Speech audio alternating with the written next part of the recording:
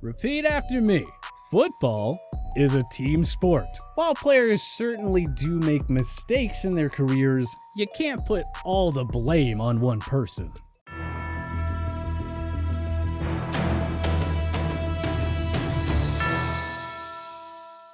It's all too easy to blame the star players when their team isn't living up to expectations. It's a knee-jerk reaction in the football world these days. But there are several NFL stars who get way too much heat for their team's shortcomings. Because when you take a closer look, you start to realize that we've probably been a little too hard on these guys. And we should probably be pointing our fingers elsewhere. So today, here are 10 NFL players who are always unfairly blamed. And hey, a big shout out to Meme Killer for suggesting this video. Kirk Cousins. When a team with championship aspirations continues to play well below expectations, it's all too easy to blame the quarterback. Just ask Tony Romo and Phillip Rivers. But the truth is, Kirk Cousins is perhaps one of the best quarterbacks the Minnesota Vikings have ever had since Brett Favre in 2009. He's given them some much-needed stability at the position. And his stats don't lie either. His completion percentage since joining Mini in 2018 has ranked among the league's very best. He never threw for 30 touchdowns in Washington, but he's hit that mark in 3 of his first 4 seasons with Minnesota. Can't win a big game? Last time we checked, the guy did lead Mini to a stunning overtime win over the powerhouse New Orleans Saints in the 2019 NFC Divisional Round. Cousins has put up Pro Bowl caliber numbers since joining Mini. He helped Justin Jefferson blossom into a superstar right off the bat. Adam Thielen and Dalvin Cook are also game-breaking stars in that Cousins-led offense. Maybe the Vikings' lackluster O-line, rapidly regressing defense, ongoing kicking woes, or even their questionable coaching are the real problems here. Football is a team game, and Cousins does his part in getting the ball to his best playmakers. If you put him on a more well-rounded team like the New England Patriots or Tampa Bay Buccaneers, he'd probably have them in championship contention. Dak Prescott.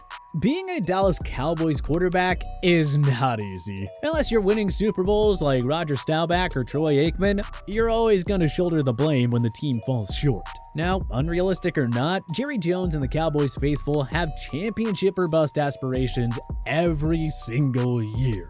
Even though we're now closing in on 3 decades since Dallas's last Super Bowl winning season. As noted earlier, Tony Romo was the scapegoat all those years in Dallas, and now Dak Prescott has taken over that role. Even though he's the main reason this team is still even competitive. You saw the Cowboys fall apart entirely when Dak suffered a season-ending ankle injury in Week 5 of the 2020 season. A year later, Dallas won the NFC East and emerged as a legit Super Bowl contender. The hate for Dak is nowhere near justifiable. Not only has he been clutch in the fourth quarter, but he's consistently among the league leaders in completion percentage, passing yards, and touchdowns, while rarely ever turning the ball over. If that's not good enough for the haters, then I don't know what is. Matt Ryan. If it weren't for Matty Ice, the Atlanta Falcons would have been bottom feeders in the NFC for a while now. Ever since the Falcons' Super Bowl 51 collapse, Ryan has done whatever he can to keep this team afloat. Unfortunately, he had to do so with one of the league's worst offensive lines, a non-existent ground game, and a defense that always ranks near the very bottom of the league in every single major statistic. And let's not forget about the sudden losses of 2 of his best wide receivers in Julio Jones and Calvin Ridley. And yet, despite all of that, Ryan's Falcons still flirted with a 500 record on a consistent basis. That's pretty impressive when you consider what he was working with. And for those who think Ryan's a choke artist following Super Bowl 51, well hey, we got news for you. He's in the top 10 all time in fourth quarter comebacks. They blew that 28-3 lead because of the coaching staff, the offensive line, and the defense, not because of Matt Ryan. Now that he's moved on from Atlanta and has a competent team around him in Indianapolis, we wouldn't be surprised if Matty Ice reminded everyone how good he still is in 2022. Josh Norman.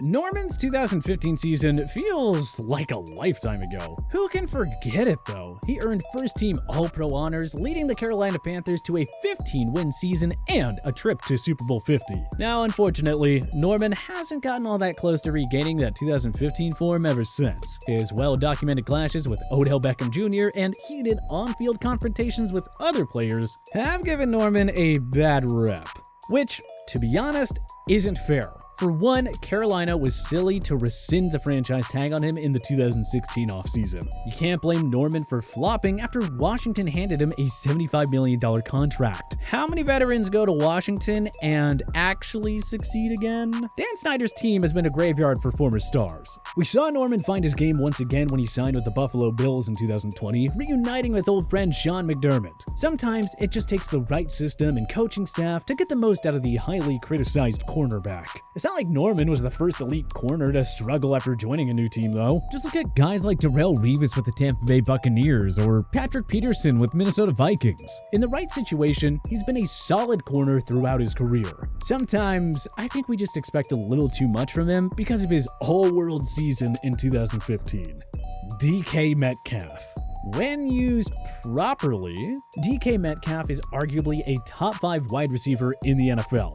And he knows it. So we don't understand why the guy gets so much heat whenever he's seen expressing his frustration on the sidelines. It's simply a case of a guy wanting to win and knowing that it only helps his team if he gets the football. Metcalf, along with practically every other member of the Seattle Seahawks, endured a down year in 2021. But how is he supposed to play at his absolute best when this inefficient run-first offense in Seattle continuously underuses him? Russell Wilson and Metcalf should have been one of the all-time great QB wide receiver duos. Now with Wilson gone, it looks like the Seahawks could be looking at a major downgrade at the quarterback position. And that's surely gonna hurt DK's production. And I bet everyone will be quick to blame it on the young wideout, Derek Carr. Again, it's way too easy to knock the quarterback when his team isn't exactly consistently contending for championships. But we ask this,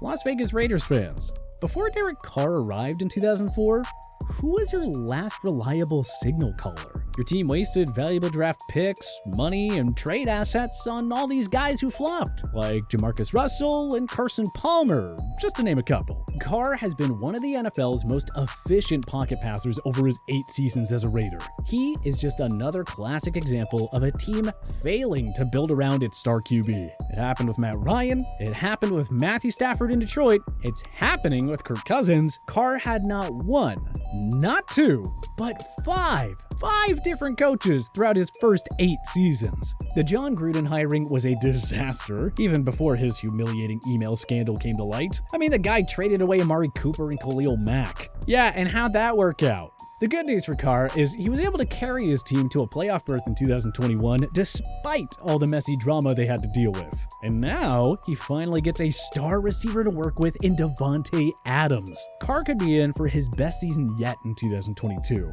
But if the team falters, there's no question that he will be the one to shoulder all the blame, whether he deserves it or not. Saquon Barkley. Since his epic 2018 rookie season that saw him win Offensive Rookie of the Year honors, Barkley's career has been marred by injuries and inconsistent play. He missed 3 games in 2019, all but 2 games in 2020, and the New York Giants Week 6 to Week 9 games in 2021. Obviously, you can't blame a guy, especially a running back in this day and age, for suffering multiple injuries, but even when he has been on the field, it's downright frustrating to watch him get little to nothing going in this offense. It's easy for fantasy football players to get mad at Barkley and blame him for the disappointing production. But how about pointing the finger at the front office who built this disaster of a roster? Or the coaching staffs that could never fully maximize his talents? Or, the offensive line that's only been a major weak link for like a decade and counting in New York? The Giants shouldn't have drafted Barkley at number 2 overall in 2018. They should have known he would only do so much behind this wretched offensive group. Imagine if Barkley could play behind a top-notch O-line like what you see in New England or San Francisco. Teams like the Giants have a knack for wasting superstars' talents. Put Barkley on almost any other team, and he'd be playing like the highlight reel phenom we all enjoyed seeing back in 2018. Jamal Adams. The Seahawks are continuously getting ripped over the Jamal Adams trade, and hey, we get it. Giving up 2 first-rounders as a part of a major package for a safety that struggles in coverage is a huge risk. But let's not forget that the Adams trade paid major dividends for Seattle in 2020. He racked up 9.5 sacks, the most ever for a defensive back in a single season, while helping Seattle to 12 wins and its first NFC West Division title in 4 years. In 2021, the Seahawks inked Adams to a 4-year, $70 million extension. Sure enough, he was virtually non-existent as a pass rusher and was a giant liability in coverage. But let's be real. It's not Adams' fault that the Seahawks gave up a king's ransom for him, and it's not his fault that they handed him a life-changing contract. We all knew who Adams was before he came to Seattle. A strong locker room leader who flies all over the field and excels as a pass rusher. But we also knew he was limited in coverage and didn't really contribute much in the takeaway department. Don't blame Adams for not fully living up to Seattle's giant investment. Blame the front office and coaching staff for making that investment in the first place. That's the way it should be. Odell Beckham Jr. OBJ was one of the NFL's top 3 wide receivers during his 5-year stint with the New York Giants. Even if Eli Manning was far from elite during that span, he and Beckham just kept finding ways to terrorize opposing defenses. The Giants curiously traded Beckham to the Cleveland Browns in a 2019 offseason blockbuster, just months after signing him to a mammoth 5-year, $95 million extension. The arrival of OBJ made Cleveland a trendy pick to win the AFC North and possibly even go further in the postseason. But as we all know, the chemistry between Baker Mayfield and OBJ just never developed. Beckham tried staying patient, but nothing was working. Not even the hiring of Kevin Stefanski. Are we really going to blame Beckham for underperforming in Cleveland, though? He wisely orchestrated his release mid-season and joined the Los Angeles Rams, instantly forming quality chemistry with Matthew Stafford and going on to win a Super Bowl with his new club. So there you go. As long as Beckham has a QB and a coaching staff who can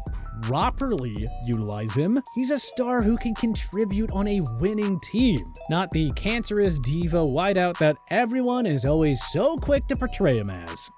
Jimmy Garoppolo. Why does Jimmy G get a lot of flack as if he was a first overall pick who has never taken his team to the playoffs and throws 20-something interceptions a season? The dude was 5-0 as the San Francisco 49ers starter in 2017. He went 13-3 and took the team to a Super Bowl in 2019. And we saw the team fall apart without him in the 2018 and 2020 seasons. Now, a healthy Garoppolo isn't elite by any means, but he still led the team on a ferocious run to the NFC Championship game in 2021. And he unlocked Deebo Samuel's full potential, helping him emerge as a top 5 receiver last season. If you're still sour about the Super Bowl loss, maybe ask Kyle Shanahan about the conservative play calling. Or ask the defense about the 3rd and 15 play they gave up to Tyreek Hill. Yeah, the 49ers traded up and drafted Trey Lance 3rd overall to eventually succeed Jimmy, but who knows? Maybe this team struggles with Lance under center and everyone finally realizes that Jimmy G is a lot better than most of us give him credit for. But what other NFL players get unfairly blamed? Join us in the comment section below. If you like this video and learned a thing or two, clicking the like button helps us out a ton. And hey, we appreciate it. If this is your first time coming around to TPS though, subscribing is a great idea because we put out videos like this every single day. But as always, thanks for watching and we'll see you guys next time.